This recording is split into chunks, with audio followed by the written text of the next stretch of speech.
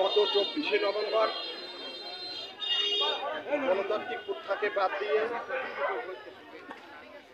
একটি আওয়ামী লীগ এবং জাতীয় পার্টির সমন্বয়ে দলের ত্যাগী নেতা কর্মীদের বাদ দিয়ে একটি কমিটি গঠন করা হয়। যে কমিটি আপামর কলসকাঠি ইউনিয়নের ওয়ার্ড কমিটি মেনে নিতে পারেনি, তার সাথে আমি একাত্মতা প্রকাশ করে তাদের সাথে আজকে এই প্রতিবাদ সমাবেশে হাজির হই। আমি এর প্রতিবাদ জানাই এবং এই আওয়ামী লীগ এবং জাতীয় পার্টির দোসর কমিটি বাদ দিয়ে একটি সুন্দর গণতান্ত্রিক ধারার মধ্য দিয়ে একটি কমিটি উপস্থাপন করা হোক, আমি এই আশাবাদ ব্যক্ত করি।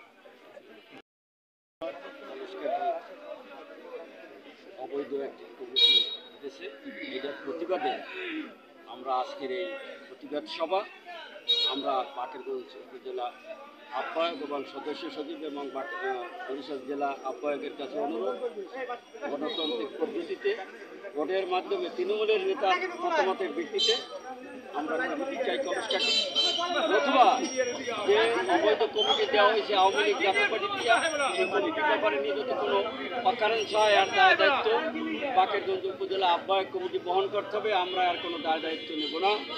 আমরা আশা করি আপনার পাটেরগঞ্জ গণমানুষের নেতা আবুল হোসেন খান 23 তারিখ বা কোনো একদিন উল্লেখ করা ছিল, কিন্তু এই কমিটিকে বিলুপ্ত করে গতকালকে একটি কমিটি দিয়েছে, যে কমিটির লোক কেউ চেনে না।